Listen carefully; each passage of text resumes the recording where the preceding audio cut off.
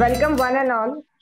Today, continuing with our Fitness Friday initiative from IMA Nasik, we have come up with a great speaker who is a marathon runner, Dr. Sandeep Kate from Satara.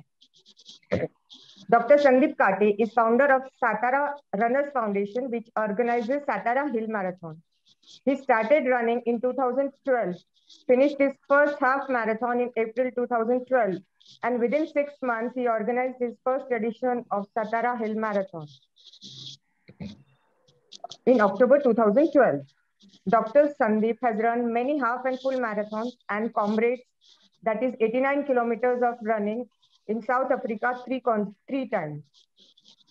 Satara Hill Marathon has entered Guinness record by recording maximum runners for a hill marathon.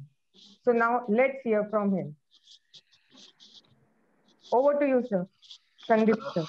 Okay.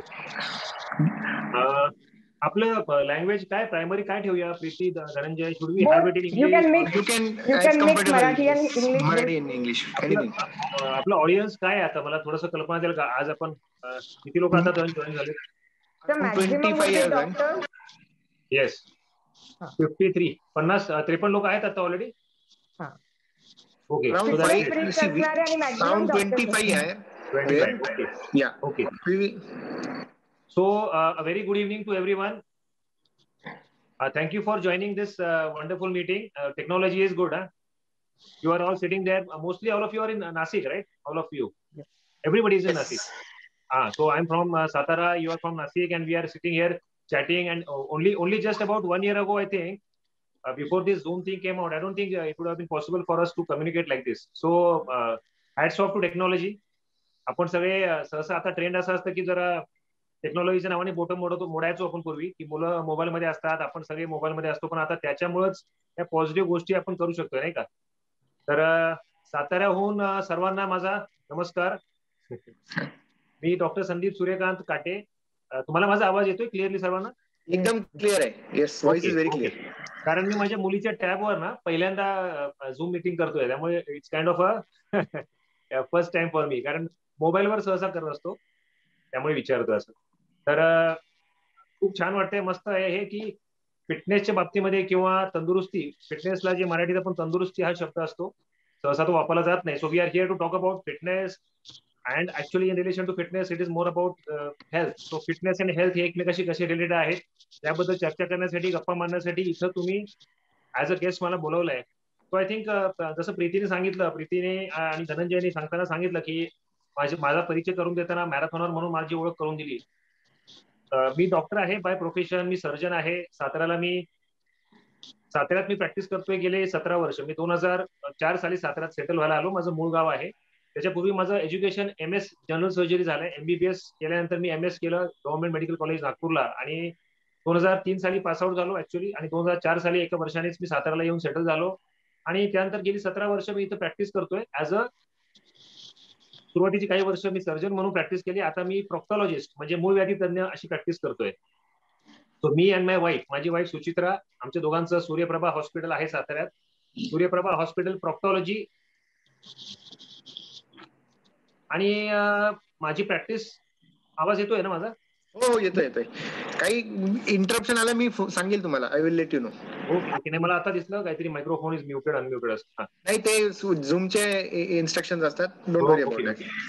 तर मग माझ्या प्रॅक्टिसच्या सुरुवातीच्या साधारण 2012 सालापर्यंत म्हणजे 7-1 वर्ष मी फक्त practice म्हणजे सहसा आपण सर्वच जण नाही का एकदा प्रॅक्टिस करायला लागलो की त्यातच सेटल होण्यासाठी प्रयत्न करतो आणि मग तिकडे आपली सगळी एनर्जी आणि फोकस असतो. तसं माझंही होतं आणि 2012 सालापर्यंत साधारणपणे प्रॅक्टिस माझी चांगली सेटल झाली होती. पाईल्ससाठी म्हणजे प्रोक्टॉलॉजीसाठी माझं बऱ्यापैकी नाव झालेलं होतं. हॉस्पिटल चांगलं चालत होतं. पण साहजिकच सर्वांचं सहसा जसं होतं तसं मग आपल्या स्वतःकडे म्हणजे व्यायामाकडं किंवा फिटनेसकडे थोडं दुर्लक्ष झालेलं होतं.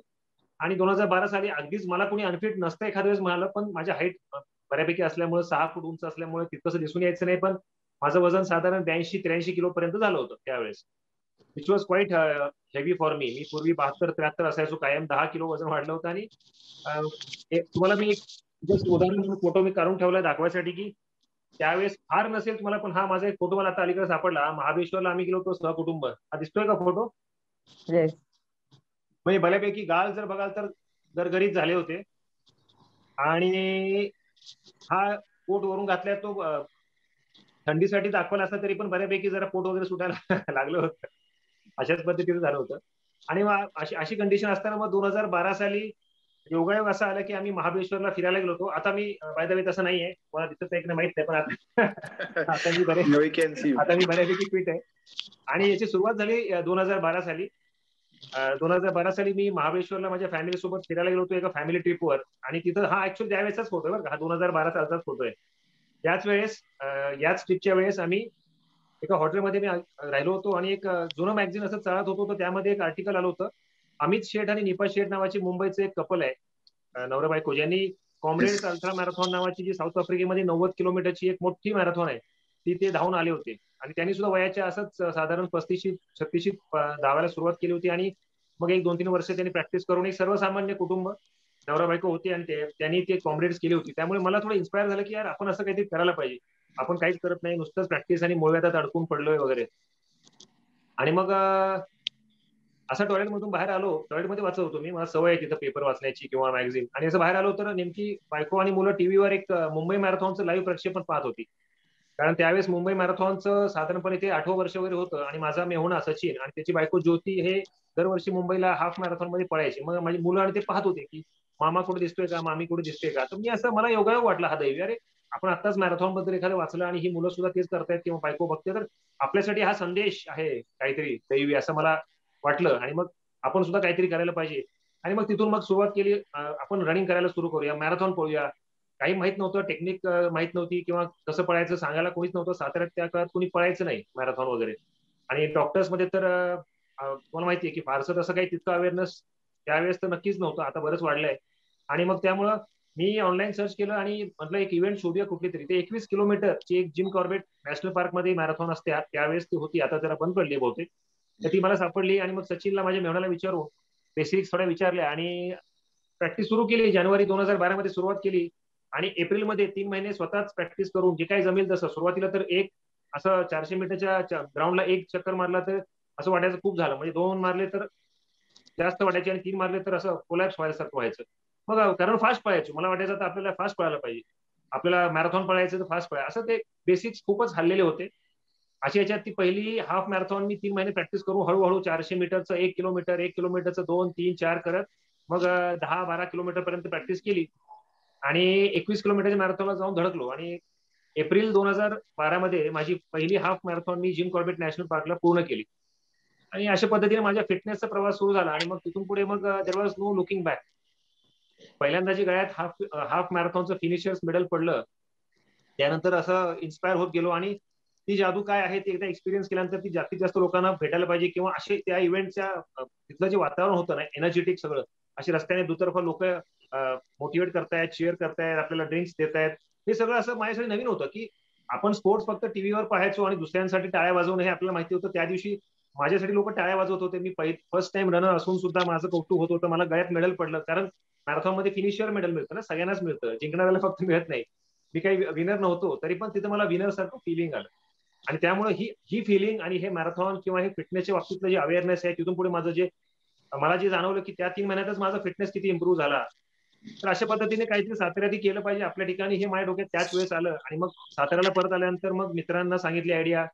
त्यांना काही माहिती नव्हतं फारसं, पण ते म्हणाले नाही आपल्याला करायचंय संदीप, तू म्हणतोस तर करूया, चांगली कन्सेप्ट आहे. मग आम्ही असंच we learn on the way, म्हणजे it was something which we learn along the way. It was not something that any of my friends knew about, not my family, my wife didn't know about it. But when I told her that I have to run this marathon, you have to run this marathon now, and we have to organize an event in Satara, it became like an obsession for us. माझी बायको म्हणाली ठीक आहे, तुम्ही आता म्हणता तर करूया. आणि मग मला हाफ झाल्यानंतर I had to run my full marathon next. So मग हैदराबादला ऑगस्ट मध्ये there was another event which was organised by Hyderabad runners, आणि that was a full marathon. So within just about 8 months of starting running, I also ran my full marathon in Hyderabad on 7th August 2012. And at the finish line of the full marathon, which is 42 kilometers, I was completely finished. Nothing was left. But then again, I got my first full marathon finisher's medal. So that was again the happiest moment of my life. की अरे आपण 42 kilometre पळालो. आणि त्याच दिवशी माझी बायको, my wife Suchitra, she ran her first 21 kilometres. So in that way we became kind of the first couple, नवरा बायको जोडी of Satara, who have finished now a full marathon and a half marathon. आणि मीनवाईल हे half marathon organise करायचे आमच्या plan चालू होत्या. तिथं आम्हाला आणि बरंच काही शिकायला मिळालं हैदराबादला. आणि मग जेव्हा आम्ही परत आलो ऑगस्टमध्ये, त्याच्यानंतर एक साधारण 2-3 महिन्यांनी ऑक्टोबरमध्ये 7 ऑक्टोबर 2012 रोजी आम्ही साताऱ्यात आमची पहिली हाफ मॅरेथॉन ऑर्गनाईज केली. आणि सातारा हिल हाफ मॅरेथॉन बद्दल तुमच्यापैकी काही लोकांनी ऐकलं असेल. ती बऱ्यापैकी हिली आहे, डोंगराळ प्रदेशात आहे, आणि आमच्याकडे काही तसे फ्लॅट रस्ते नसल्यामुळे तसाच होता, आमचा काही पर्याय नव्हता. And so we organise this Satara hill half marathon which became quite popular even in the first edition. म्हणजे पहिल्याच वर्षी ती बऱ्यापैकी सक्सेसफुल झाली. म्हणजे पार्टिसिपेंट्स कमी होते, पण जे आले त्यांना खूप आवडलं, वातावरण आवडलं, तिथलं आमचं अरेंजमेंट आवडलं. आणि then it went from strength to strength, and Satara hill half marathon went on gaining in popularity. And as you know, today it is one of the biggest and one of the most popular sporting events. Not only a marathon, but one of the most popular sporting events in the country, and also it is internationally renowned. So अनेक गोष्टी आहेत. It's a long story. This all is a very long story. मी सांगत बसलो तर मला वाटतं वेळ पुरणार नाही आपल्याला. So this is just an introduction to how my fitness journey started, and here I am today. म्हणजे माझा प्रवास बराच मोठा झालाय मधल्या काळात, आणि तो चालूच आहे. आणि महत्वाची गोष्ट ते धीरे धीरे कारवा बढता गया म्हणतात, ते सर्वात मोठी गोष्ट आहे की यामध्ये लोक जॉईन होत गेले, आणि अजूनही खूप जॉईन होत चालले आहेत आणि होत जाणार आहेत, मला माहिती आहे. So that is it for an introduction. ही माझ्या प्रवासाची सुरुवात मी तुम्हाला सांगितली. आता I would like to talk some more with you. Yes, जसं तुम्ही सांगितलं, as a fellow runner I can understand की इट इज अ व्हेरी, आपण म्हणू की एलाइट करिअर तुमचं आहे आतापर्यंत. तर आता आम्हाला या तुमच्या ज्या जर्नीमध्ये, जसं सातारा मॅरेथॉनला अप अँड डाऊन आहेत, तुमच्या या जर्नीत जे काही अप अँड डाऊन आले त्याच्याबद्दल थोडंसं आणखीन काही माहिती सांगाल का? आणि जे कोणी तुमच्यासारखी जर्नी चालू करायची इच्छा ठेवतात, किंवा जे ऑलरेडी तुमच्या जर्नीच्या थोड्याशा काही मधले आपण म्हणू मध्ये आहेत, त्यांच्यासाठी तुम्ही काय सजेशन द्याल? सजेशन माझ्या बाबतीत सांगायचं तर असं आहे की मी ऍक्च्युअली ऍब्सोल्युटली एक नॉर्मल माणूस आहे. म्हणजे धनंजय, तुम्ही किंवा मी किंवा प्रीती, तुम्ही किंवा आपल्या सोबत आता आज जे जॉईन झाले लोक आहेत सगळे, आपण सर्वसामान्य लोक आहोत. म्हणजे आपापल्या प्रोफेशन मध्ये काम करतोय, डॉक्टर्स आहोत आपण. काही लोक डॉक्टर्स असतील नसतील मला माहित नाही, आपल्या बहुधा IME आहेत तर सर्व आपले डॉक्टर्स आहेत, नाही का? तर आपल्या रुटीन लाईफ मधनं बाहेर पडून आपल्या प्रॅक्टिस व्यतिरिक्त दुसरं काही करायचा विचार फारसा आपण करू शकत नाही किंवा करत नाही. आणि अशा याच्यात हे मॅरेथॉन जे आहे एक प्रकारचं जे कल्चर किंवा क्रेज किंवा फॅड किंवा त्याला काही तुम्ही नाव देऊ शकता, हे जे आपल्या आयुष्यात आलं, त्यामुळे खूप पॉझिटिव्ह आपल्या आयुष्याने दिशा घेतली आहे. म्हणजे या मॅरेथॉनच्या पासून मिळणाऱ्या एनर्जीमुळे आणि फिटनेसच्या कॉन्फिडन्समुळे आपल्या प्रॅक्टिसमध्ये, आपल्या वैयक्तिक लाईफमध्ये सगळ्याच ठिकाणी खूप याचा उपयोग झाला. पण हा प्रवास असा तसा इतका इझी नसतो आपल्यासाठी, नाही कोणासाठीच नसतो, आणि आपल्यासाठी सुद्धा नसतो. अनेक वेळा अडचणी येतात, कधी खाच खळगे येतात, खड्डे येतात, पडतो आपण, धडपडतो. असं नाही की, म्हणजे आता मी त्या मनाने थोडा आपल्या रिक्रिएशनल ऍथलीट्स म्हणतो ज्याला, हौशी रनर्स, त्यापैकी थोडा फास्ट, म्हणजे धनंजय सुद्धा खूप फास्ट रनर आहेत, मी फास्ट रनर मध्ये गणला जातो. पण फास्ट रनिंग किंवा खूप चांगलं पळता येणं हे काही रिक्विजिट नाहीये आपल्यासाठी. आपलं फिटनेस मेंटेन करण्यासाठी आपल्याला धावतं, चालतं, जे काही आपल्याला जमेल तो व्यायाम करणं हे जरुरी आहे. आपलं जसं वय वाढत जाईल, आता आज माझं 47 रनिंग आहे, 46 पूर्ण झालंय. आपण हे करत नसतो गेली 12-13 वर्ष, तर आपल्याला आज जो कॉन्फिडन्स आहे किंवा जी एनर्जी वाटते ती नसती. पण ती एनर्जी सातत्याने टिकवून ठेवणं हे तितकंच, तुम्ही म्हणला धनंजय तसं अवघड आहे, इतकं सोपं नाही. त्यामध्ये सुद्धा अप्स अँड डाऊन्स येत राहतात. सतत सारखं ते होत नाही, इंजुरीज होतात आपल्याला, वैयक्तिक शरीराला कुठे इजा होते धावताना, पळताना किंवा इतर काही मार्गाने आजारी पडतो आपण कधी कधी. आपल्या पर्सनल लाईफमध्ये काही चॅलेंजेस येतात, त्या चॅलेंजेसमुळे थोडंसं फिटनेसकडे पुन्हा दुर्लक्ष होतं. आणि हे सगळं असे अनेक गोष्टी माझ्या बाबतीत सुद्धा खूप वेळ झाल्यात. म्हणजे अगदीच एक उदाहरण द्यायचं झालं तर अलीकडच्या काळात, म्हणजे 2018 साली काय झालं की आमची सातारा हिल हाफ मॅरेथॉनची ती 7वी एडिशन होती. आणि त्यामध्ये मॅरेथॉनच्या दिवशी धावपळ सगळी खूप जास्त असते बऱ्यापैकी. आणि त्या धावपळीमध्ये माझ्या लक्षातही आलं नाही काय झालं, माझा ऍक्च्युली चष्म्याचा नंबर लहानपणापासून खूप हाय होता, म्हणजे हाय मायोपिक आहे. So my number was I think around -8.5 at that time. In actually since my childhood it was around -8.5 diopters, and I had got my correction surgery done in around 2008 or 9. That was before I started my marathon journey. So chashma was not there. पण काय झालं की because of that high myopia in 2018, which was like 6 years into my running journey, 7 years into my running journey, आमच्या मॅरेथॉनचं 7वं addition ते असावं. त्या मॅरेथॉनच्या दिवशी अचानक काय झालं की I started losing vision in my left eye. आणि त्या मॅरेथॉनच्या धाकधुकीत माझ्या लक्षात पण आलं नाही. म्हणजे त्या दिवशी माझा एक 60 किलोचा भवरा आहे. मला तो दुसरा विषय माहिती असेल तर मी भवरे फिरवतो, मला छंद आहे भवऱ्यांचा. आणि I have got a very huge tent of which you can see here in the corner, actually त्या कोपऱ्यात आहे.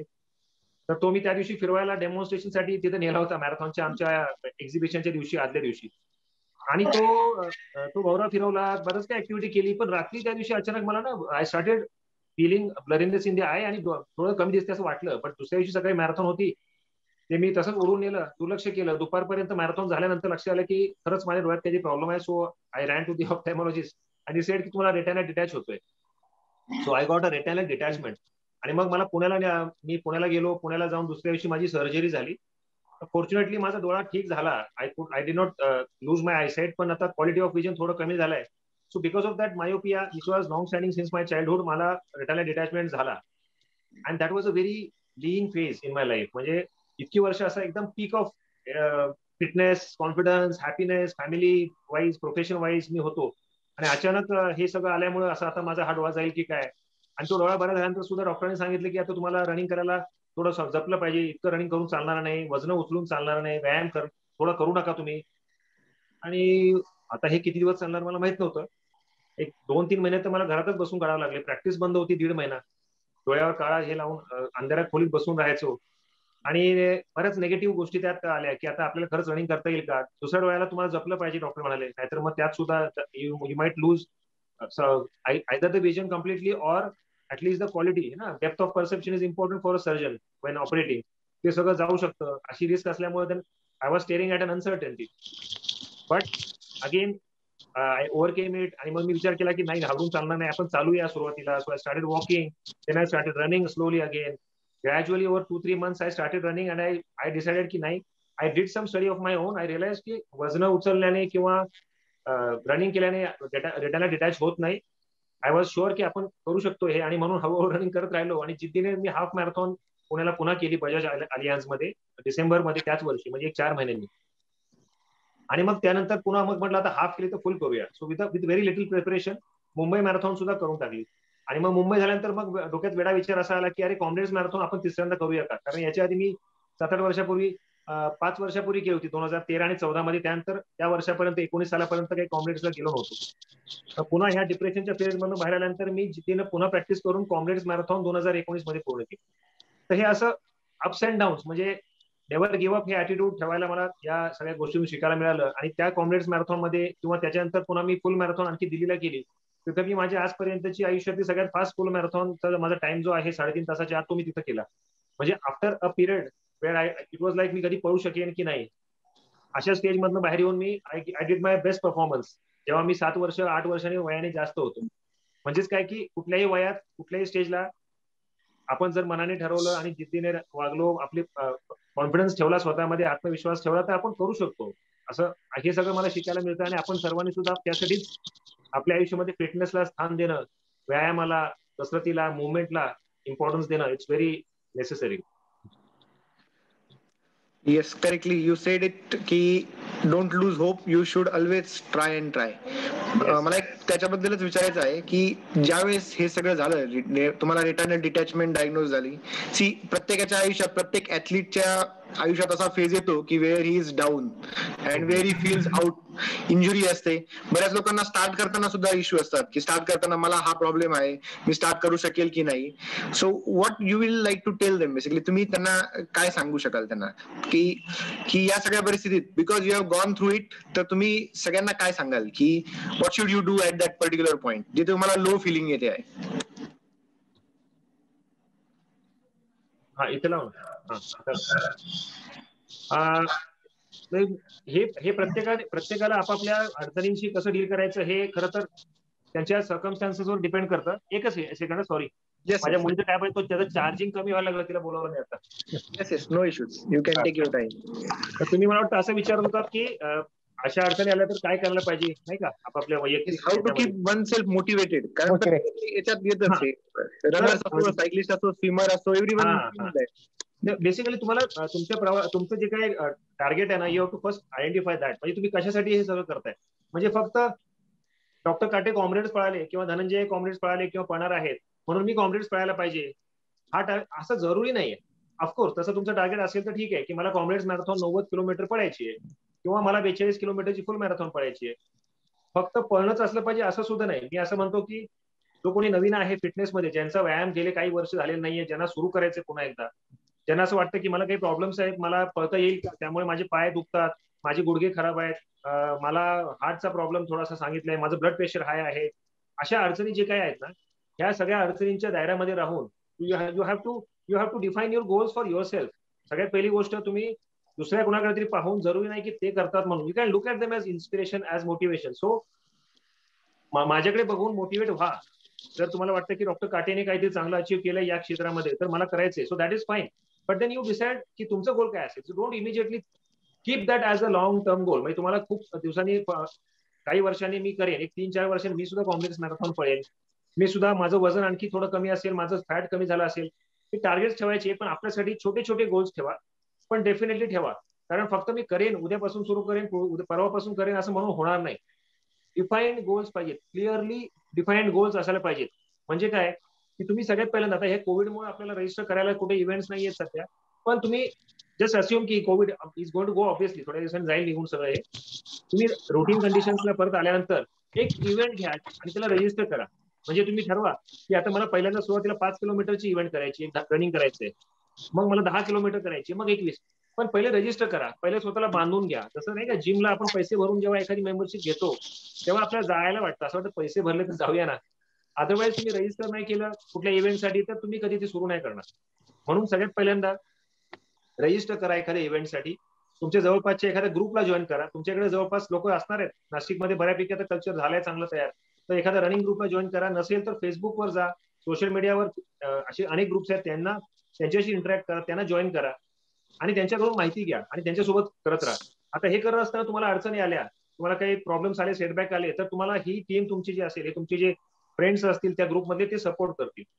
तुमचा कोणी सिनियर असेल जो पळतोय, ज्याच्याशी तुमची काही ओळख आहे, संपर्क आहे, त्यांच्याशी तुम्ही कॉन्टॅक्ट करू शकता. त्यांना विचारा माझी ही अडचण आहे, मला असं वाटतं की माझा पाय दुखतोय, मला दम लागतोय, किंवा जे काही तुमची अडचणी आहेत, आणि ते तुम्हाला नक्कीच हेल्प करतील. रनिंग मध्ये खास करून असं आहे, या क्षेत्रात मी बघितलं की लोकांना एकमेकांना मदत करायला आणि हेल्प करायला खूप जास्त आवडतं. म्हणजे मला माहित नाही बाकी स्पोर्ट्स मध्ये सुद्धा करत असतील, पण बेसिकली कॉम्पिटेटिव्ह स्पोर्ट्स असतात ते ना, एक टीम असते, दुसऱ्या टीम जी खेळते, किंवा इंडिव्हिज्युअल स्पोर्ट मध्ये एक बॅडमिंटन प्लेअर असतो, दुसऱ्याशी खेळतो, ते एकमेकाला हरवण्यावर जास्त जोर असतो आणि to prove one self.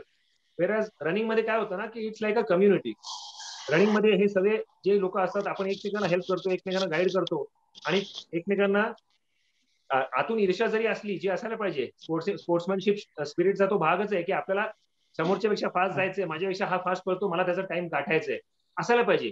That is called competitive spirit. पण त्यात स्पोर्ट्समॅनशिपची स्पिरिट सुद्धा असते की वेरिन त्याने जर विचारलं, अरे यार माझा पेस अजून इम्प्रूव्ह कसं करायचा, मी I am not able to increase my pace, how do I do it, तर तुम्ही असं नाही म्हणणार की अरे नाही नाही तू मला माहित नाही, किंवा नाही, you will try to help him ना. इंटरव्हल ट्रेनिंग करा, किंवा तुमचा डाएट काय प्रॉब्लेम होतोय का डाएटमध्ये, तुम्ही सकाळी निघताना काय खाऊन आलात किंवा काय, हे सगळ्या गोष्टी आपण गाईड करतो.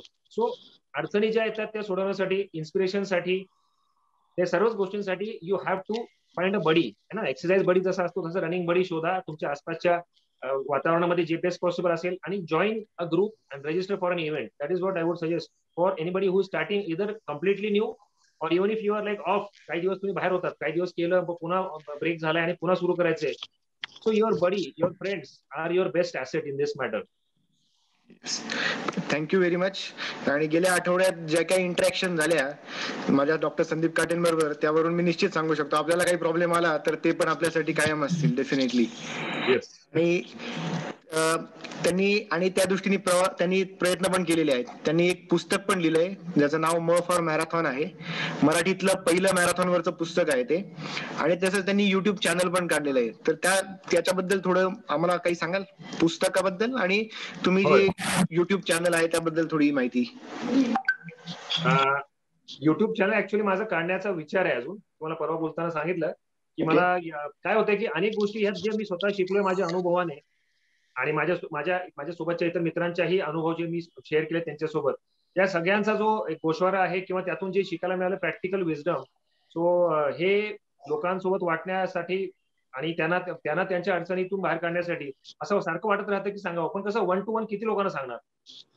मग हे गेले एक 3-4-5 वर्षापासून डोक्यात विचार होता की हे सगळं आपण एकमेकांना सगळे जास्तीत जास्त लोकांपर्यंत हे पोहोचवण्यासाठी काय करावं, म्हणून एक पुस्तक लिहावं असा विचार होता की जो ऍक्च्युली वेळ मिळत नव्हता, त्यामुळे करता येत नव्हतं, जमत नव्हतं. पण गेल्या वर्षी कोविडच्या लॉकडाऊनमुळे बराच वेळ एक्स्ट्रा मिळाला आणि त्या मग साधारणपणे 7 ते 8 महिन्यांचा वेळ लागला आणि सर्व ज्या गोष्टी आहेत मॅरेथॉनशी रिलेटेड, कोणी पळायला पाहिजे, कसं पळायला पाहिजे, काय करायला पाहिजे, काय नाही करायला पाहिजे, आणि ऑर्गनाईज करण्याच्या दृष्टीने सुद्धा मॅरेथॉन ऑर्गनाईज करताना जे संयोजकांना ज्या अडचणी येतात त्या त्यांना येऊन येत नवीन लोकांना, जे आम्हाला आल्या 12 साली, 13 साली, 14 साली आम्ही शिकत गेलो आणि आम्ही on the it was a learning process. त्या सगळ्यापासून आज आम्ही जिथं पोहोचलोय की जास्तीत जास्त लोकांना त्याचा फायदा व्हावा, रनर्सना सुद्धा आणि ऑर्गनायझर्सना सुद्धा. या हेतून एक पुस्तक लिहिण्याचं खूप दिवसांपासून होतं ते. तो फायनली डिसेंबर 2012 मध्ये 2020 मध्ये म्हणजे गेल्या वर्षी कोविडच्या अगदी शेवटी शेवटी माझं पुस्तक प्रकाशित झालेलं आहे.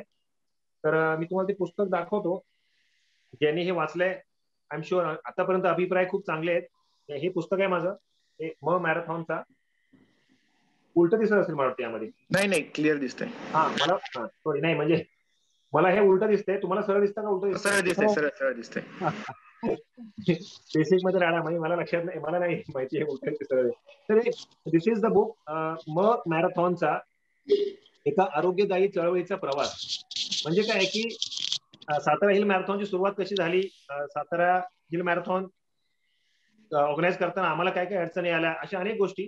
त्यानंतर माझा वैयक्तिक प्रवास सुरू कसा झाला, तिथपासून मग मी कसा कसा घडत गेला माझा प्रवास, माझ्या कुटुंबाचा, माझ्या मित्रांचा, माझ्या टीमचा, हे सगळं एका पुस्तकात एका ठिकाणी मांडण्याच्या दृष्टीने मी आयडिया अशी माझ्या डोक्यात आली की आपण जसं इंग्लिशमध्ये एबीसीडी असतं, मराठीमध्ये क ख ग घ जसं असतं नाही का, तशा पद्धतीने यामध्ये अक्षर वाईज मी मांडलंय. उदाहरणार्थ तर बघाल तर हे काही टर्म्स असतात ना रनिंग मध्ये. आता स फॉर स्पीड, स्पीडचा म्हणजे साधारणपणे रनिंग करताना लोक बोलतात अरे तुझी रनिंग स्पीड किती आहे किंवा पेस किती आहे.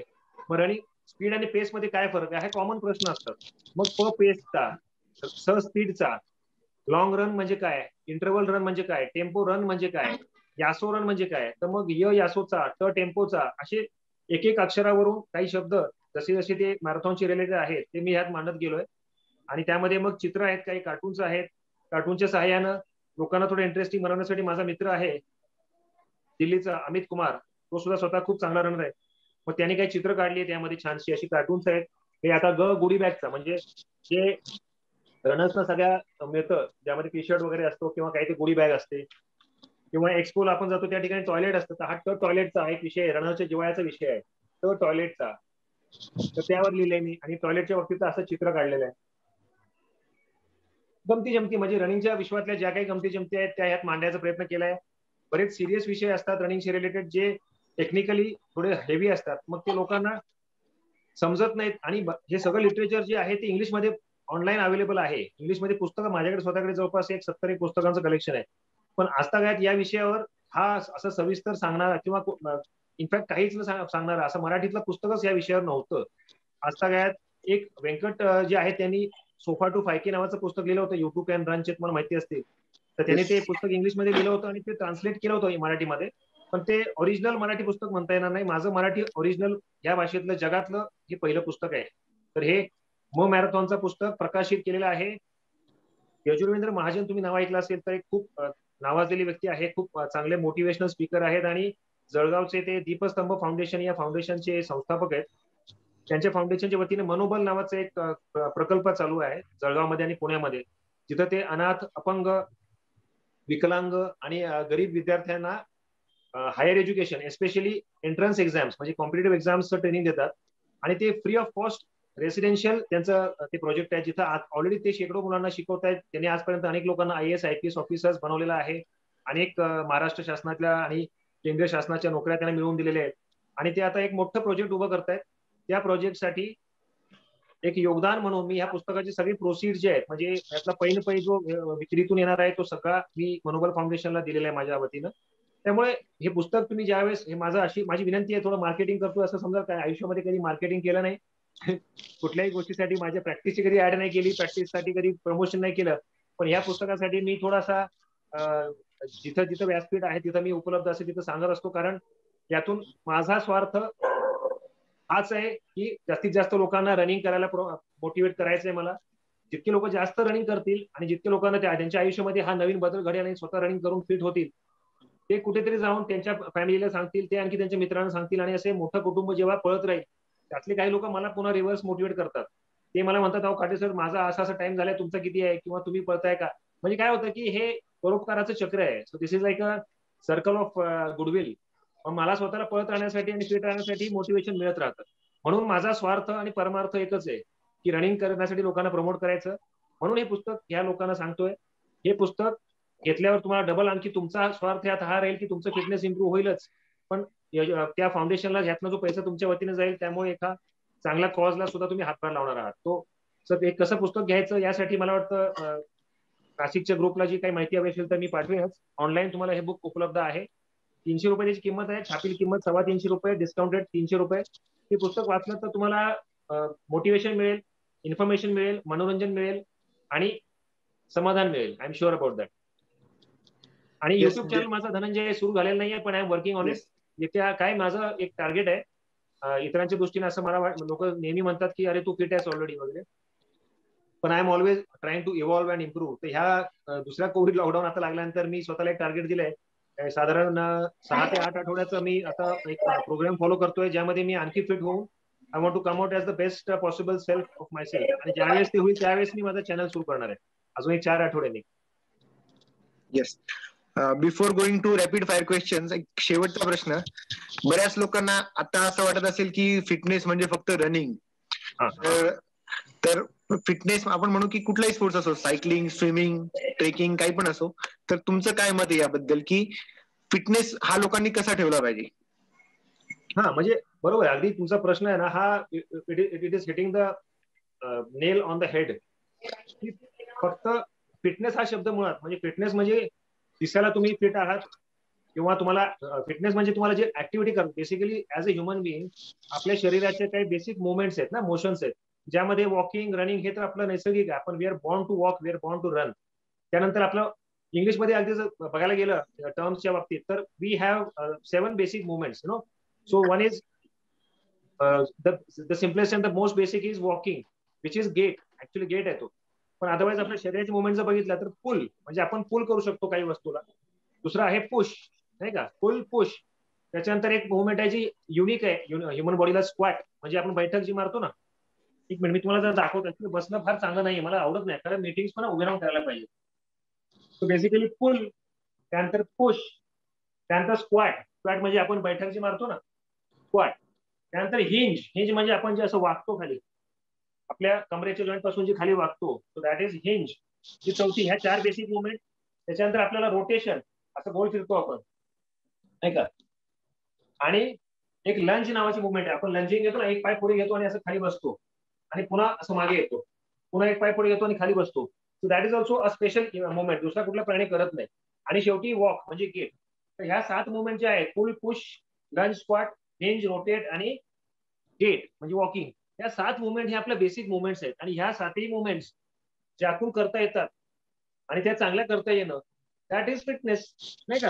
जो फिट नाहीये त्या माणसाला वागता येत नाही, त्याला गोल फिरता येत नाही, त्याला चालायला त्रास होतो, दम लागतो, त्याला बेसिकली आपल्या ह्या सगळ्या मोशन्स आणि ह्या मुवमेंट ज्या आहेत त्या आपल्या आधुनिकीकरणामुळं, आपल्या सहज उपलब्ध झालेल्या साधनांमुळे आपल्याला चालायला लागत नाही, आपण गाड्यांनी फिरतो, आपण आपल्याला जेवणासाठी कुठं वनवन भटकावं लागत नाही. पूर्वी जंगलात आपण शिकार करायला जायचो आणि खायचो, मिळालं तर, नाहीतर उपाशी 4-4 दिवस. आता आपण असा हात लांब केला तर आपल्याला खायला मिळतं.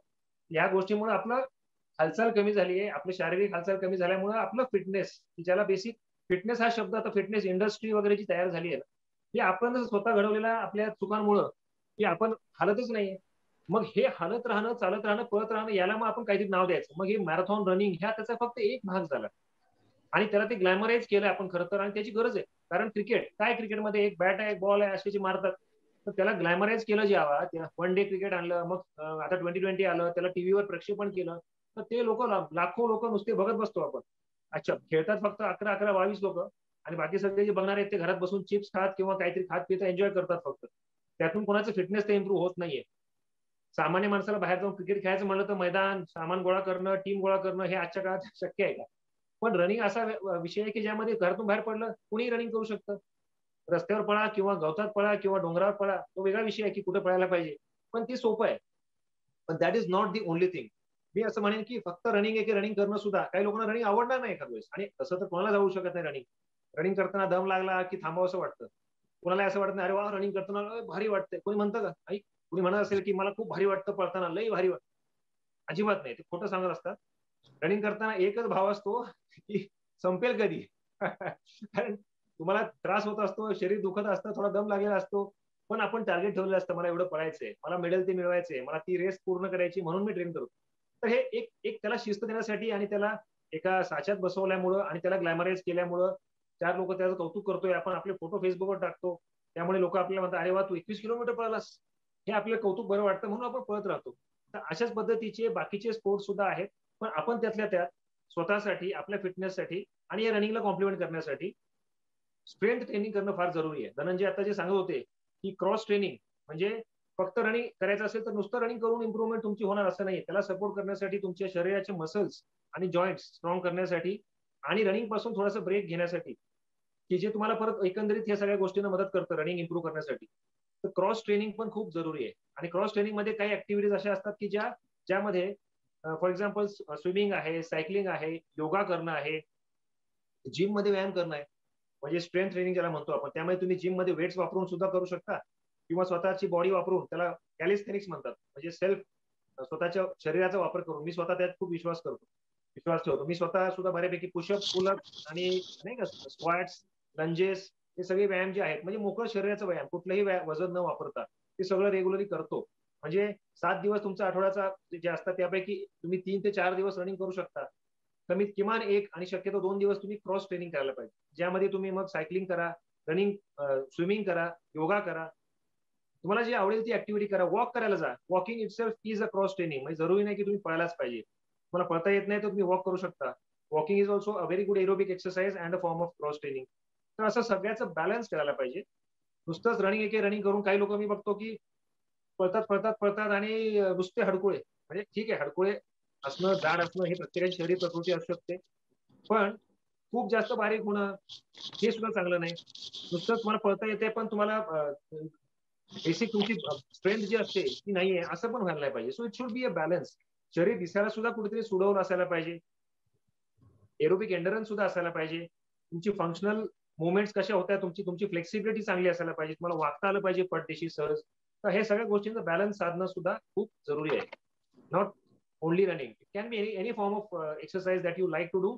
आणि युजली ते चेंज होत राहतं ना. कधी तुम्ही रनिंग कराल काही दिवस, आता लॉकडाऊन मध्ये रनिंग अलाउडच नाहीये है ना, आपल्या बाहेर घराच्या पडणं अलाउड नाहीये, तर घरामध्ये use that time to do something else. घरातल्या घरात तुम्ही क्रॉस ट्रेनिंग करा, तुमचं बॉडी वेट एक्सरसाइज करा आणि युट्यूबवर सर्च करा. खूप खूप गोष्टी करण्यासारख्या आहेत.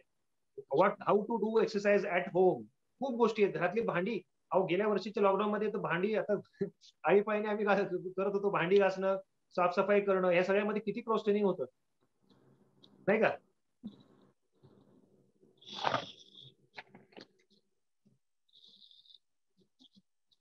Hello hello. हा, धनंजय कुठे गेले? येस, सॉरी, माझं लाईट पॉवर ऑफ झालं होतं आणि नेट गेलं होतं. Preeti, you for rapid fire questions. Now we have few which are very common to all people who are doing activities. So Preeti will ask those questions, and we will take audience questions also. Okay. So what is advisable? Can we run on a tar road or on a plain muddy road? अच्छा, ideal conditions मध्ये जर पाहायला गेलं तर आपण running is a relatively high impact activity. म्हणजे जेव्हा आपण वॉक करतो त्यावेळेस आपल्या जॉईंट्सवर तितका इम्पॅक्ट होत नाही जितका रनिंग मध्ये रिलेटिव्हली जास्त होतो. ऑब्व्हियसली जेव्हा आपण स्टेप लांब टाकतो रनिंग करताना, तुमचा एक पाय एका वेळेस जमिनीच्या कॉन्टॅक्ट मध्ये असतो, एक हवेत असतो, आणि जेव्हा तुम्ही दुसरा पाय टाकायला जाता तेव्हा दुसरा सुद्धा उडतो. म्हणजे at least for a fraction of a second both your feet are in the air. That is what separates running from walking ना. वॉकिंग मध्ये one foot is always in touch with the ground. त्यामुळे it is a impactful activity. त्यामुळे ideally surface जो आहे तो soft असलेला चांगला असतो. So tar road is obviously harder than a grass for example, किंवा ट्रेल रोड, तो मातीचा रस्ता असतो, तो माती सॉफ्ट असते, गवत थोडं सॉफ्ट असतं. टार रोड हा त्यापेक्षा हार्ड असतो. टारपेक्षा कॉन्क्रीट रोड जास्त हार्ड असतो. सो थिओरिटिकली येस, डांबरी रोड हा आयडियली डांबरी जर तुम्हाला गवताचा रस्ता किंवा मातीचा रस्ता मिळत असेल तर तुम्ही तिथे पळायला पाहिजे. पण सी इफ विशेष काय इफ विशेष रोजेस आपल्याला जे वाटतं ते होतं असं नाही ना जगात. आपण शहरांमध्ये राहतो, आपल्याकडे आता मातीचे रस्ते डोंगराचे आमच्याकडे साताऱ्यात मिळतं, पण सगळ्या ठिकाणी पॉसिबल नाही. डांबरी रस्ते सगळीकडे झालेले आहेत. सो आहे डांबरी रस्ता डांबरीवर पळा. खूप साऱ्या स्टडीज झाल्यात अशा यामध्ये असं सिद्ध झालंय की डांबरी रस्त्यावर पळाले म्हणून गुडघे खराब झाले किंवा वाईट आहे असं काही नाही. आणि दुसरी गोष्ट मी असं म्हणतो की काही लोक म्हणतात की गुडघे खराब होतात. बऱ्याच वेळा रनिंग बद्दल हा प्रश्न विचारला जातो. तर माझे मित्र हे उदाहरण नेहमी देतात. समजा तुम्ही तुमचे गुडघे जपून ठेवले खूप, गुडघ्यांना धक्का बसू नये म्हणून रनिंग नाही केलं. डांबरी रस्ता आहे माझ्या इकडं, मला काय मातीचा रस्ता, मी नाही रनिंग करणार. मी गुडघे माझे वाचवून ठेवणार आणि एकदम कोरे करकरीत ठेवणार. समजून चला. अच्छा, तो भाग वेगळा की ऍक्च्युली गुडघे खराब होतात का रनिंग केल्यानं, हा ऍक्च्युली त्याची खूप स्टडीज झाल्यात. ते सिद्ध झालंय की ऍक्च्युली जे रनिंग करतात पूर्वीपासून त्यांना ऑस्टिओआर्थरायटिस होण्याचे चान्सेस कमी होतात, वाढणं तर नाहीच. तो वेगळ्या चर्चेचा विषय आहे. पण गडीवर धरून चला की त्यामुळे गुडघे खराब होतात आणि मग तुम्ही रनिंग केलं नाही आणि मग तुम्ही झालं तुमचं आयुष्य संपलं पृथ्वी तलावरचं आणि गेला वरती आणि चित्रगुप्त तुमचा हिशेब लिहायला लागला आणि तो विचारायला लागला तुम्ही काय काय केलं, तर तुम्ही त्याला हे सांगणार का की ठीक आहे मी माझं वजन भरपूर वाढलं, मी सगळे आजार झाले, माझं हार्ट फेल झालं, मी सिगरेट पिली माझं लंग खराब झाले, मी दारू पिलं माझं लिव्हर खराब झालं, पण हा माझे गुडघे बघा करकरीत. असं सांगणार का तुम्ही? ते गुडघे करकरीत ठेवून करायचं काय? मी म्हणतो की तुमचा हार्ट चांगला राहण्यासाठी, लंग्स इम्प्रूव्ह होण्यासाठी, तुमची कार्डिओव्हॅस्क्युलर एन्ड्युरन्स सुधारण्यासाठी, तुमची स्ट्रेंथ वाढण्यासाठी तुम्ही रनिंग करा. गुडघ्याची काळजी करू नका. गुडघे आणखी स्ट्रॉंग होतील. जे 30 मध्ये 40 मध्ये रनिंग करायला सुरू करतात, खास करून हे अनेक स्टडीमध्ये सिद्ध झालंय की त्यांना 60-70 ऑस्टिओआर्थरायटिसचं प्रमाण compare to the general population हे कमी असतं, जास्त नाही. कारण तुमचे मसल स्ट्रॉंग होतात, तुमचे जॉईंट चावून चावून आपण दररोज एवढं भरपूर खातो. माझे दुसरे एक मित्र सांगतात उदाहरण, आपले कधी जॉज खराब होतात का? रोज खातो. नाही खराब होत, तसा विचार करू नका. रनिंग कार रोडवर करा. मला शक्य असेल तर गवतात पळा. जे कोणी असे पॅराडाईस मध्ये राहतात त्यांना गवत मिळतं त्यांनी तिथे पळावं. त्यांना शक्य असेल त्यांनी ट्रेलवर पळावं, म्हणजे कच्च्या मातीच्या रस्त्यावर. पण जोपर्यंत तसं होणार नाही तोपर्यंत डांबऱ्यावर पळा, मस्त पळा, काही होत नाही. आणि त्याच्या सुद्धा टेक्निक्स आहेत, तुम्ही प्रॉपर टेक्निक फॉलो केल्या, काय पायात घालायला पाहिजे काय नाही घालायला पाहिजे या सगळ्या गोष्टींचा विचार केला तर अजिबात काही होत नाही गुडघ्याला. बिनधास्त पळा. Okay. So what to do to avoid injuries while running? तेच बेसिक फॉर्म, तुम्ही इंजुरी होऊ नये. पहिली गोष्ट, तुम्ही कितीही काळजी घेतली तरी इंजुरी ही होते. कुठलाही स्पोर्ट असो, कुठलाही खेळ असो, डाऊन द रन कधी ना कधी तुम्हाला डाऊन द रोड इंजुरी छोटी मोठी कधी कधी मोठी होणारच. हा प्रवास आहे तुमचा. माझ्या गेल्या 9 वर्षात हा प्रवास अनेक वेळा मला इंजुरी झालेली आहे. ती प्रिव्हेंट करण्यासाठी अनेक गोष्टी आहेत. त्यापैकी सगळ्यात महत्वाचं आहे, तुम्ही नुसतं रनिंग करू नका. रनिंगच्या सोबत balance it with proper rest, recovery जर तुमची व्यवस्थित झाली, आठवड्यात कमीत कमी 1 दिवस कम्प्लिटली ऑफ पाहिजे.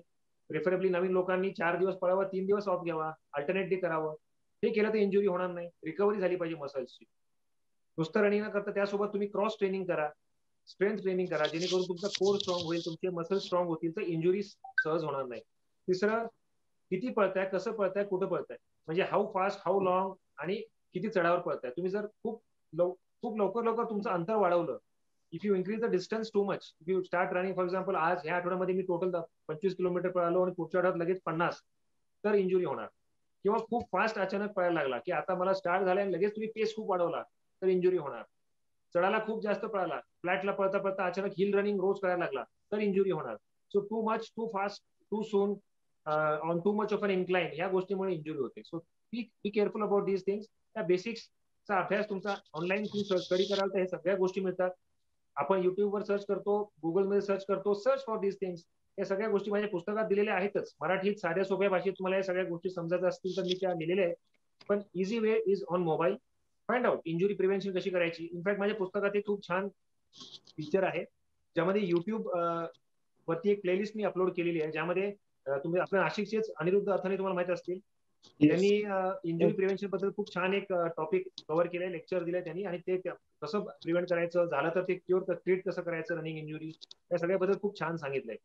तर basically as long as you follow these things, over train करू नका, take proper rest and recovery, use proper form कसा असतो रनिंगचा, टेक्निक कसं असतं ते सुद्धा माझ्या त्या प्लेलिस्ट मध्ये आहे. मिलिंद हळबे आमचे साताऱ्याचे, he teaches the technique called chi running, how to run without by and how to minimise injury while running, ते त्यांनी कव्हर केलंय.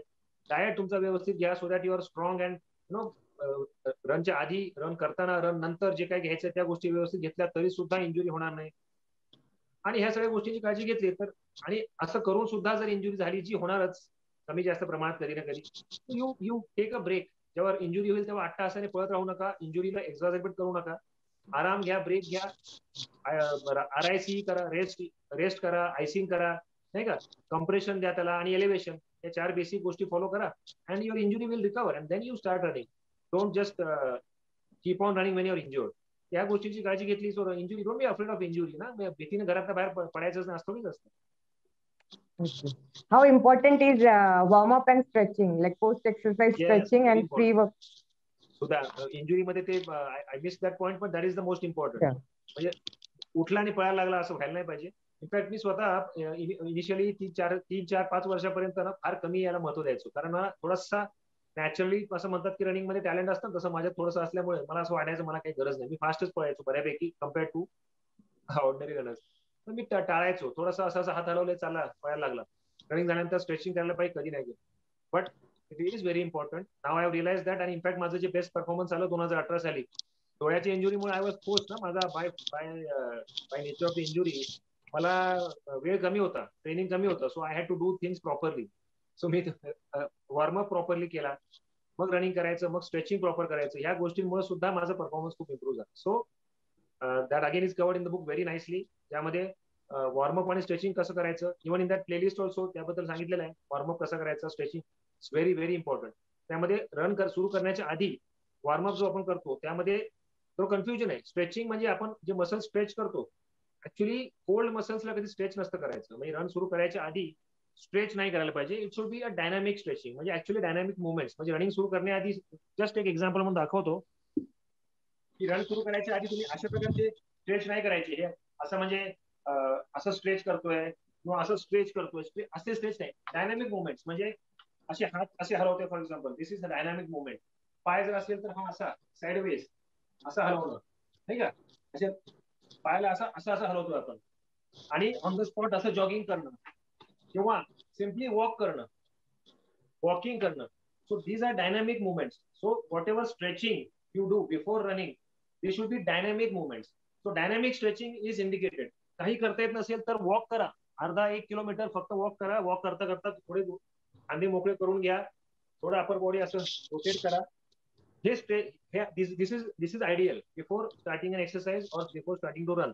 आणि रन झाल्यानंतर मात्र आपण पळून आपले जे स्पेशली लोअर बॉडीचे मसल्स आहेत ते कॉन्ट्रॅक्ट स्टेटमध्ये बऱ्याच वेळ आल्यामुळे ते इंज्युअर होण्याचे चान्सेस असतात नंतर. त्यामुळे रन केल्यानंतर मात्र तुम्ही स्ट्रेचिंग करायचं प्रॉपर, म्हणजेच ज्यामध्ये आपला काफ मसल असेल, आपले थाईज असतील, आपले अपर बॉडीचे मसल्स आहेत, हे सगळ्याचं स्ट्रेचिंग त्यावेळेस तुम्ही स्ट्रेच करू शकता, कारण ते स्ट्रेचिंग तुमची बॉडी त्यावेळेस वार्म झालेली असते आणि जे कॉन्ट्रॅक्शन स्टेजमध्ये गेलेले असतात.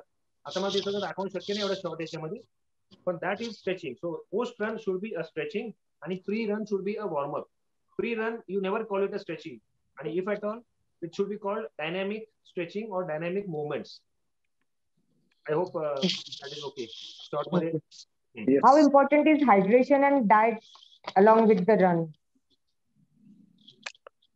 Of course, म्हणजे कुठल्याही व्यायामासाठी diet is a very important thing.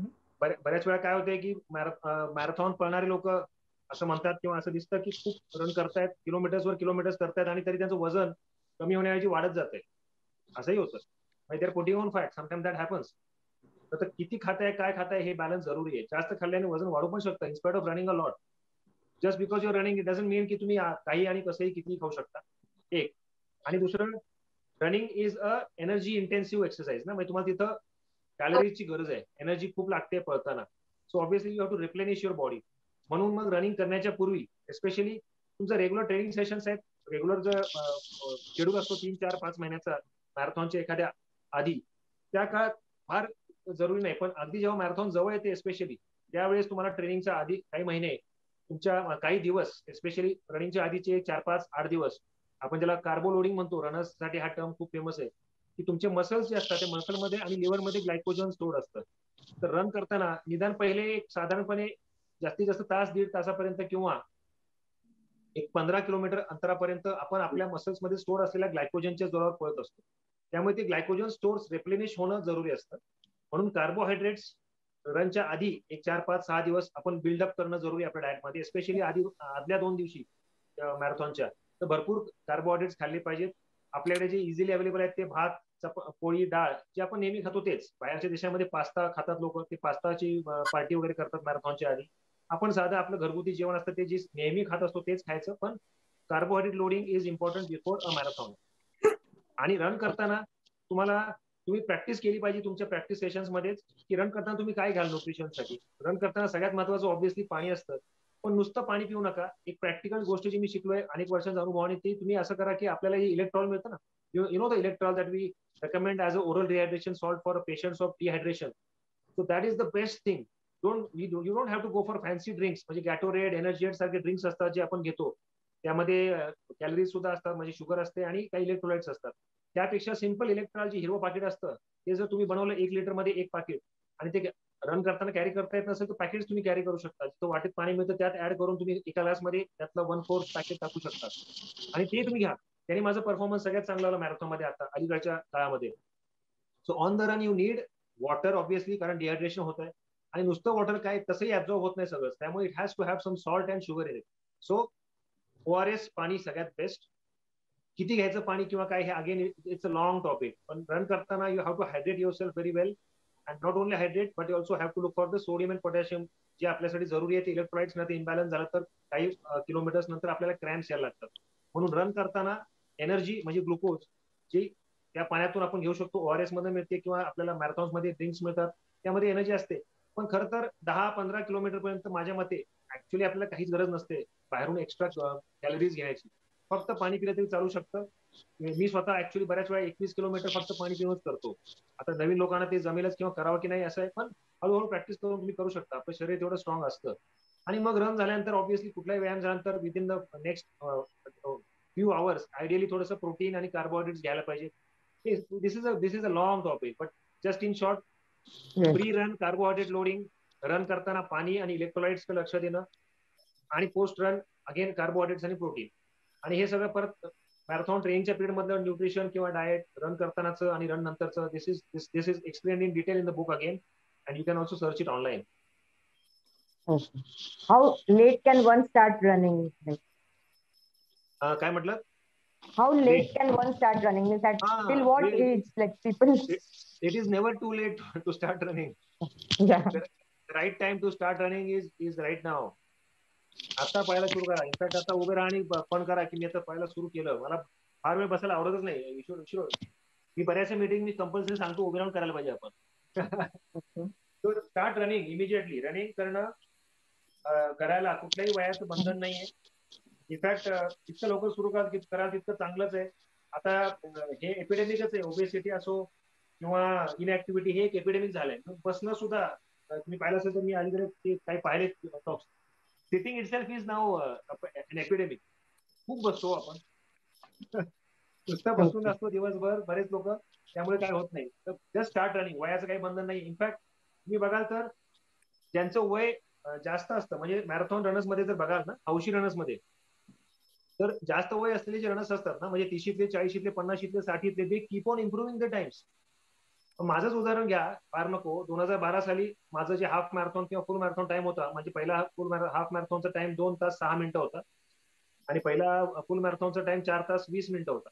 त्याच्यानंतर मग माझा हाफ टाइम तो इम्प्रूव्ह होत गेला, आणि आता माझं 2019 सालचा, 20 साली तर झाल्याच नाही इव्हेंट्स, पण 19 साली माझा हाफ मॅरेथॉन टाइम जो आहे तो 1:33 ला आला, आणि फुल मॅरेथॉन टाइम जो आहे तो 3:29 ला आला. आता मी माझा हाफ मॅरेथॉन 1:25 आणि फुल मॅरेथॉन 3:15 आसपास न्यायचा प्रयत्न करणार आहे पुढच्या वर्षी सगळे इव्हेंट सुरू झाल्यावर. सो वय वाढते तसं actually running is one special sport, त्यामध्ये ऍक्च्युली परफॉर्मन्स इम्प्रूव्ह होतोय. तर त्याच्या मागे खूप सारं डिस्कशन आहे. You can read online again.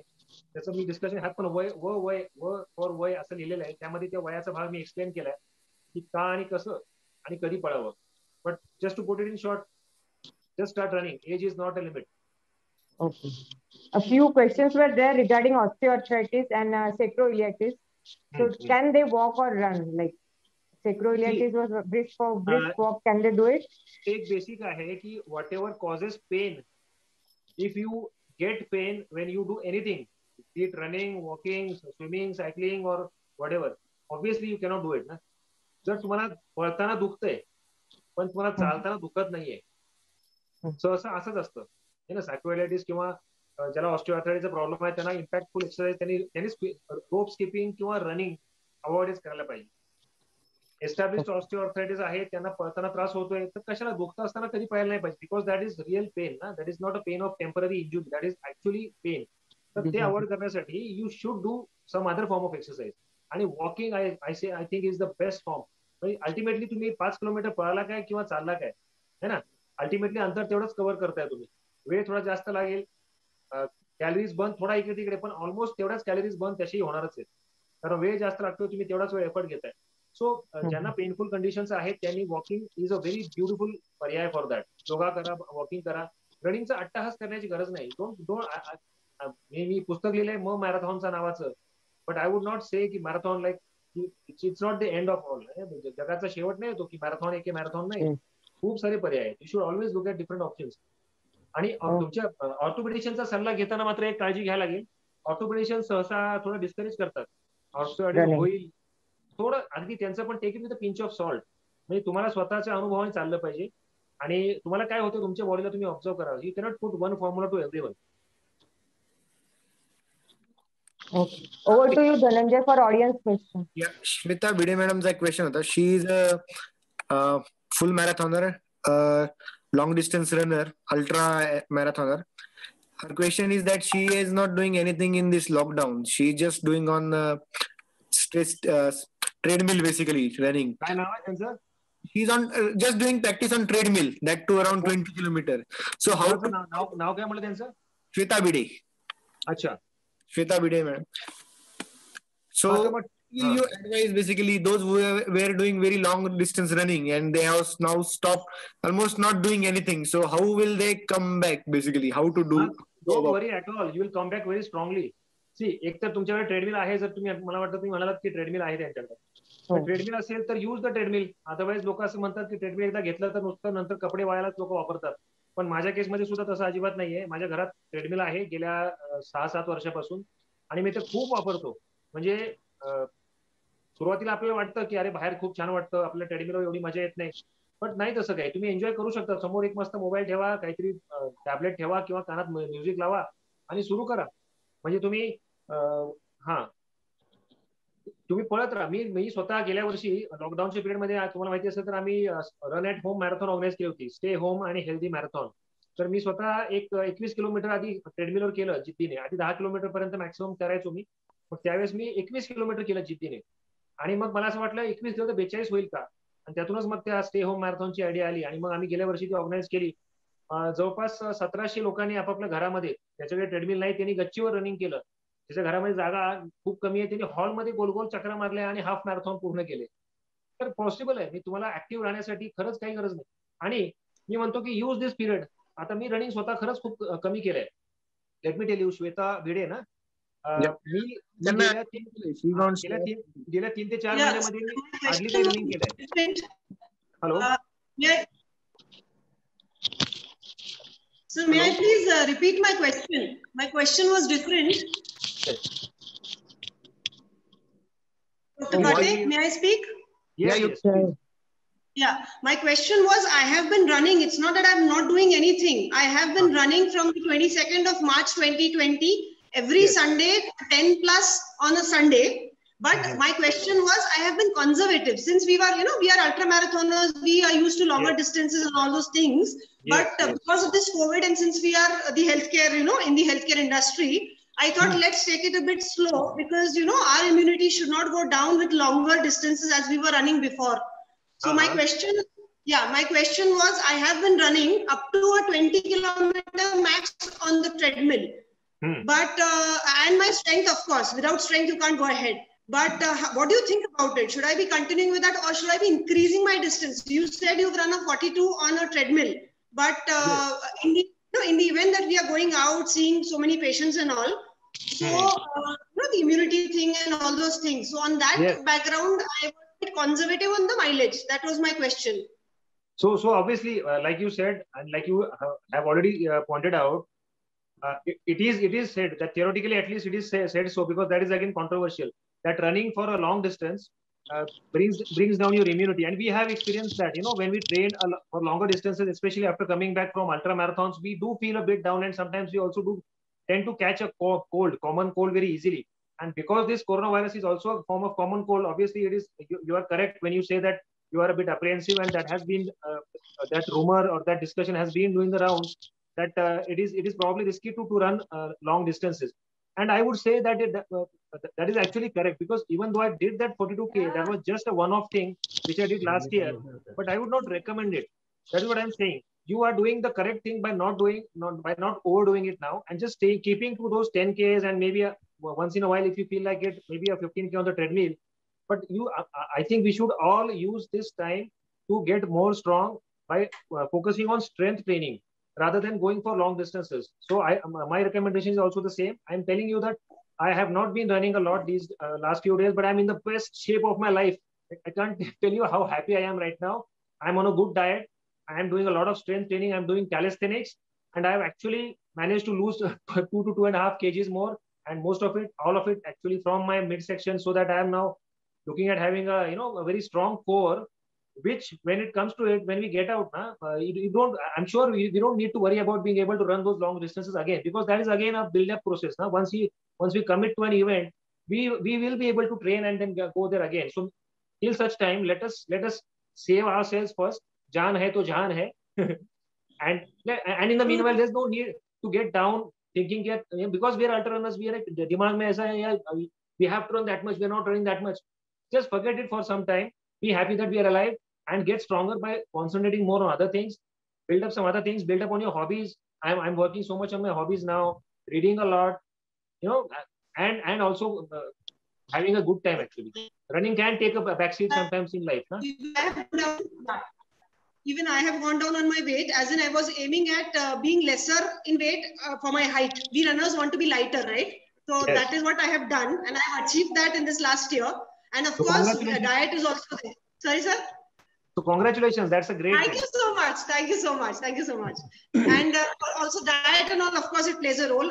Of course, I'm working on the mental part also. So I'm very happy for all that you said, because I was wondering, Zada karu ki nahi? 20 was max that I ran.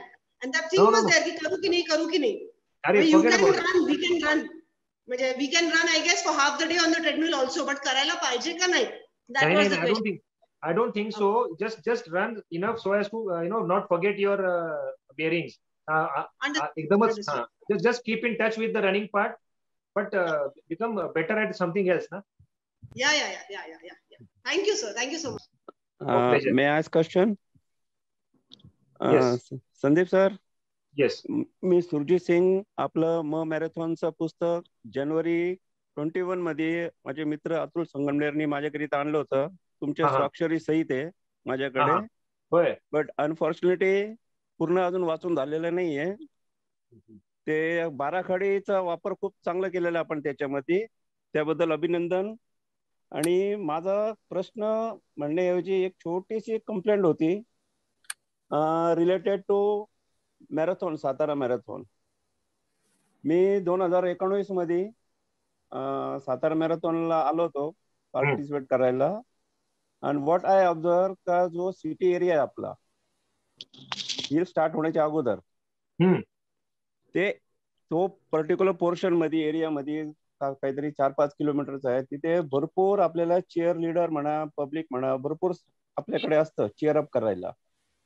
The momentum you go अपस्टेअर, आणि तिथे पण काय ठिकाणी आपल्याला भेटतो chair करायला, आणि water support पण असतो.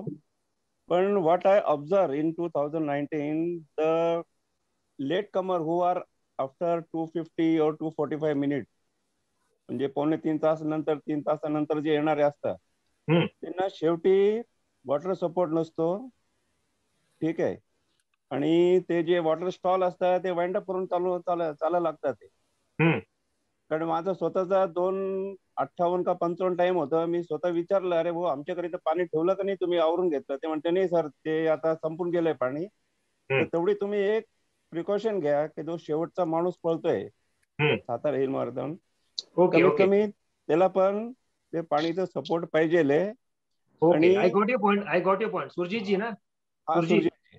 Yes yes. आणि दुसरा अजून एक विषय होता, हम्म. ते ॲम्ब्युलन्स कॅज्युअल्टी करिता ॲम्ब्युलन्स एकच होती बहुतेक, आणि ते पण टर्निंगवर होती 10.5 का 11 किलोमीटरवर, पण त्याला पण यायला रस्ता नव्हता. This only my concern for you. Okay Surjitji, दोन्ही पॉईंट मी थोडक्यात तुम्हाला सांगतो. Satara hill half marathon, we pride our selves on being a very runner friendly event. आणि तुम्हाला पाणी मिळालं नाही त्याच्याबद्दल काय एक्झॅक्टली आपण पर्सनली एकदा बोलू नंतर ह्या डिटेलमध्ये. पण काही जेव्हा 5,500-6,000 रनर्स एका ठिकाणी पळतात, एखाद्या एड स्टेशनला कधीतरी असं होऊ शकतं की त्या ठिकाणचं पाणी कमी झालं, संपलं, मग ते दुसऱ्या स्टेशनला आणलं असेल, कारण हे सगळं आमचं व्हॉलंटियर बेसिसवर होत असतं. पण तुम्ही 2:58 सांगतात, आमच्याकडे 4 तासापर्यंत रनर जो शेवटचा येतो त्या रनरला येईपर्यंत आमचे सगळे व्हॉलंटियर जागेवरच असतात. मी स्वतः 4 तास झाल्यानंतर बाईकवर, माझा डोळा गेला होता त्या, नाही 18 मध्ये तसं होतं, पण बाईकवर स्वतः मी रूटवर फिरतो शेवटच्या 4 तासाच्या आतला रनर येईपर्यंत. So usually this should not happen, and if it has happen I apologise ऑर्गनायझरच्या वतीने, कारण मीच त्या सगळ्या टीमचा लीडर आहे आणि असं परत होणार नाही याची मी तुम्हाला ग्वाही देतो. परंतु आय एम शुअर की दिस इज अ वन ऑफ, म्हणजे हे असं एका दुसऱ्या किंवा अजून 5-50 लोकांना अनुभव एखाद्या वेळेस एखाद्या एड स्टेशनला आला असेल, पण आय एम शुअर की तुम्ही तिथून पुढच्या एड स्टेशनला आला असेल तर तिथे तुम्हाला पाणी मिळणार. आणि अँब्युलन्सच्या बाबतीमध्ये तुम्ही जे टर्न अराउंडला अँब्युलन्स दिसली होती, तुम्हाला लागलीच नसेल त्यामुळे माहित नाही, पण खाली बोगदा एक असतो त्या ठिकाणी एक अँब्युलन्स असते, नगरपालिका चौकात एक अँब्युलन्स असते आणि समर्थ मंदिर चौकात, अशा आमच्या 4 ठिकाणी अँब्युलन्स असतात. So you don't worry on that count. काही अडचण येणार नाही. कधी जर प्रसंग आला तर अँब्युलन्स सगळीकडे असतात आणि तिथपर्यंत तुम्हाला पोहोचवलं जाईल. सो आणि जे काही त्रुटी असतात ते आपण दरवेळेस इम्प्रूव्ह करत असतो. एखाद्या वेळेस एखाद्या इव्हेंट मध्ये कमी जास्त होत असतं. It's not possible to satisfy 100% of the people or 100% of the times, but I'm sorry for what happened in your case. Okay. We would like to wind up the session, and I would request Dr. Vishal Gunja, who is the Vice President, to say a few words. Thank you, Preeti. I must congratulate Dr. Sandeep Kate. त्यांनी एकदम साध्या सोप्या भाषेमध्ये running, fitness, एक्सरसाइजेसचे आपल्याला महत्व सांगून दिलेले आहे. Nashik IMA, I can tell you, it's one of the fittest branch of Maharashtra state of or national आपण म्हणू शकतो, कारण इथले खूप सारे मेंबर्स फिटनेस ऍक्टिव्हिटी किंवा स्पोर्ट्स ऍक्टिव्हिटीमध्ये पार्ट घेत असतात. सातारा मॅरेथॉन, मुंबई मॅरेथॉन किंवा नाशिकच्याही बरेच मॅरेथॉन किंवा क्रिकेट किंवा बाकीचे जे स्पोर्ट्स असतात त्याच्यामध्ये खूप सारे लोक पार्ट घेत असतात. त्यामुळे we are very enthusiastic people here. आणि आताच्या कोविड पॅन्डेमिक मध्ये आपल्याला सगळ्यांनाच आरोग्याचे महत्व कळलेलेच आहे. मग त्यामध्ये आपलं शरीर कसं चांगलं राहील, आपली मेंटल हेल्थ कशी चांगली राहील आणि आपल्या पूर्ण लाईफमध्ये बॅलन्स कसा चांगला राहील याबद्दल आपण विचार करत आहोत. तर नाशिक IMA ने यावर्षी युनिटी, बॅलन्स या सगळ्या थीम्सवर काम करायचं ठरवलेलं आहे. तर very much thank you doctor Sandeep Kate. Your valuable guidance was very important for all of us. I must congratulate both the coordinators, Dr. Preeti Lunkad and Dr. Dhananjay Dubeyekar, for having this wonderful session. सगळे जे participants आहेत त्यांनी मन लावून हे सगळं lecture ऐकलं, त्यांना देखील धन्यवाद. I hand over now to कविता.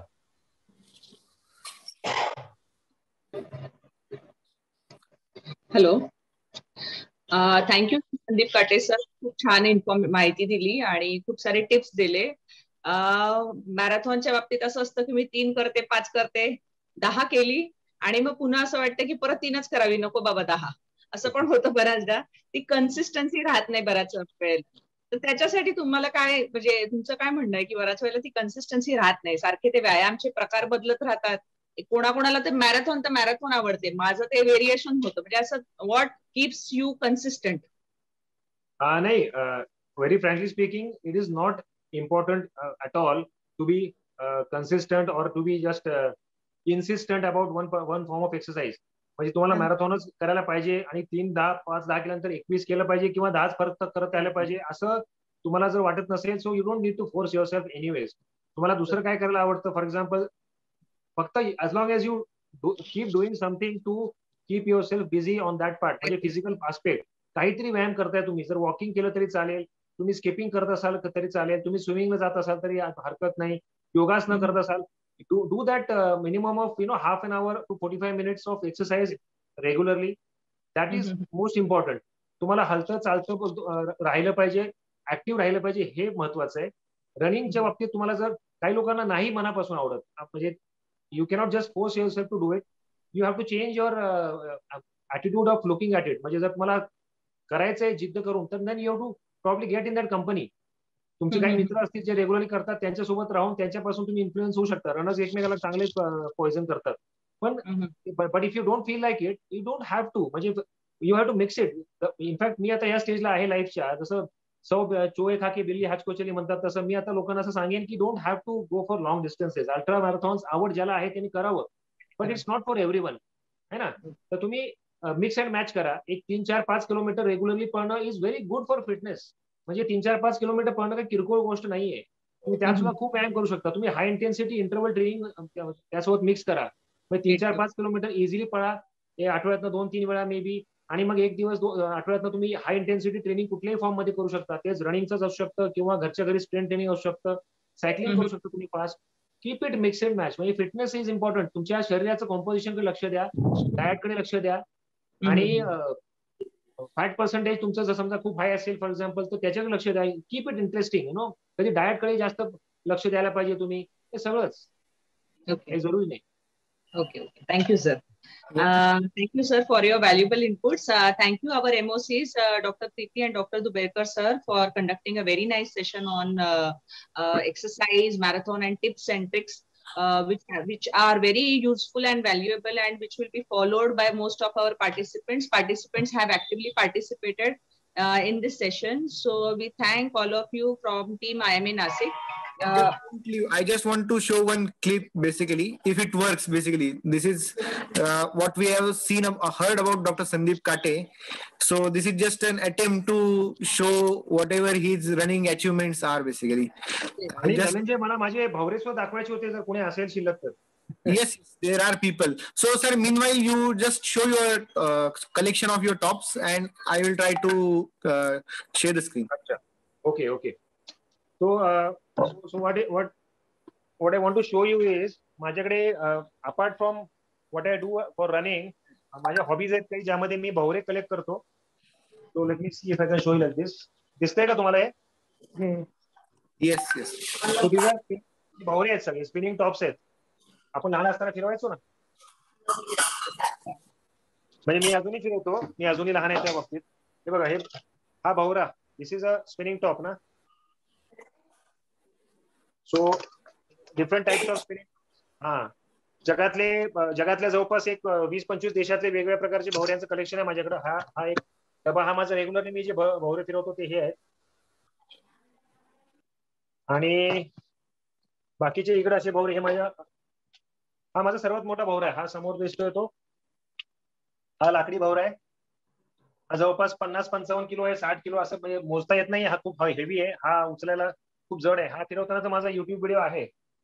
आणि इकडे काही भवरे आहेत, हे मोस्टली इंडोनेशिया, फिलिपिन्स या देशातले हे सगळे भवरे आहेत.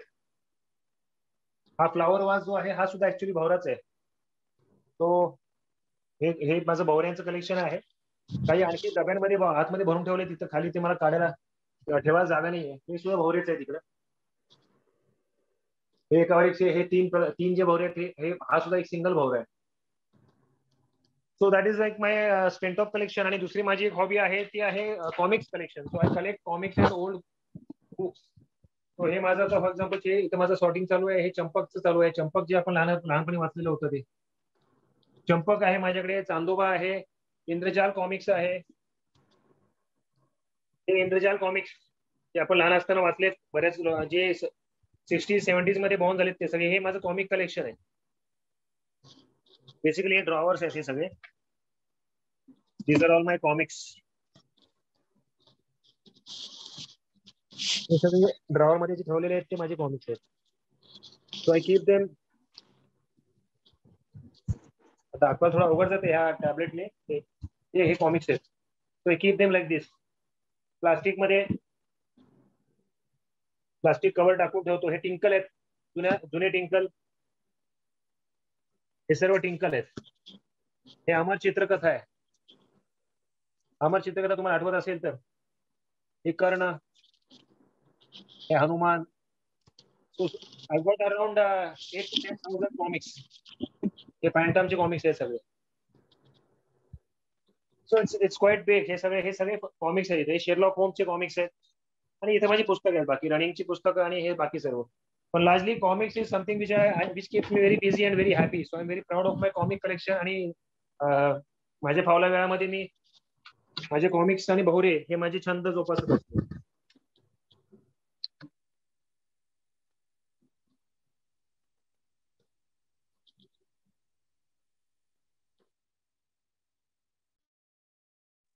So are we there? Hello हा हॅलो. हा hello. Trying to share. Just a minute. Yeah, I'm trying to share. हा मग तुमचं झालं की सांगाल मला. हो, एकच मिनिट फक्त. तोपर्यंत मी तुम्हाला गमती दाखवू शकतो आणखी काही. तुम्ही तोपर्यंत 1 मिनिट फक्त, जस्ट मिनिट चालू ठेवा तुम्ही तोपर्यंत. तोपर्यंत भवरा फिरवून दाखवतो एखादा.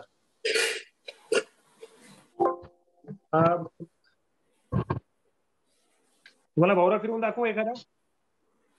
हो चालेल चालेल.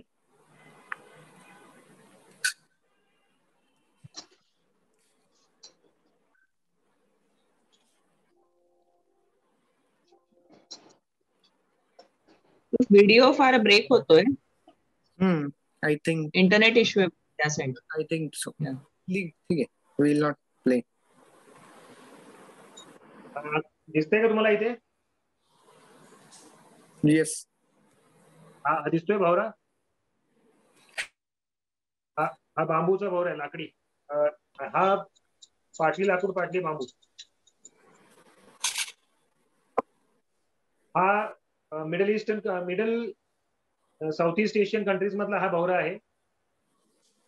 याला साईडला असा छेद असतो, तो याला विस्लिंग टॉप म्हणतात, म्हणजे शिट्टी वाजते हा खेळल्यानंतर.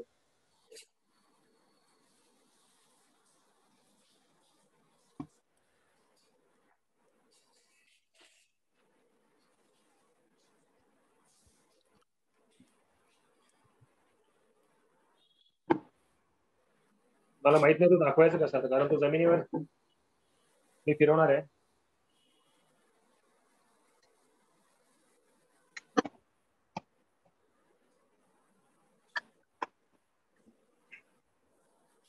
ओके, इथं फिरवतो मी तो.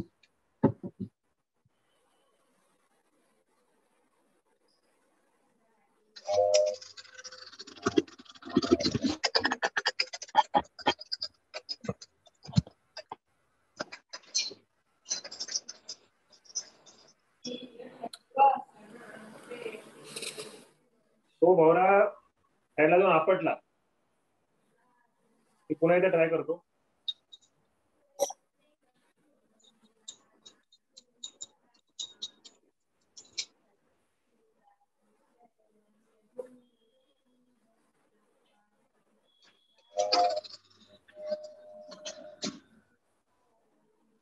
आवाज येतोय का तुम्हाला? Yes yes, we can hear that.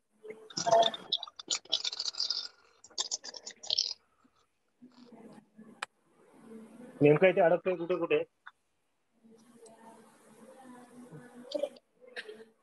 We can see. मोबाईलने दाखवायला सोपा जातो, टॅबलेट त्या समोर धरायचा. I am not getting the hang of it. Technical issues. But yes, thank you very much. And I'm extremely sorry that I could not show you the video. That's okay. Technical गोष्टी सगळ्या कधी काही जुळून येत नाहीत आपल्याला. I was supposed to show it in the beginning, but somehow. It's okay. नंतर कधीतरी आपण शेअर करू. Yes, surely. Thank you. Sir. Hello. Yeah. Hello. I think we will wind it up here. Thank you very much. Okay. Wait. Zubirka sir, one more. Hello. Wait. Yeah. मित्रांनो, तो video आहे ना, तो तुम्ही ग्रुपवर टाका. We can circulate in other groups. Yes. Group product. Yes. मित्रांनो, close the session. There is many I want to make one important announcement. Actually हे अनाउन्समेंट नाहीये.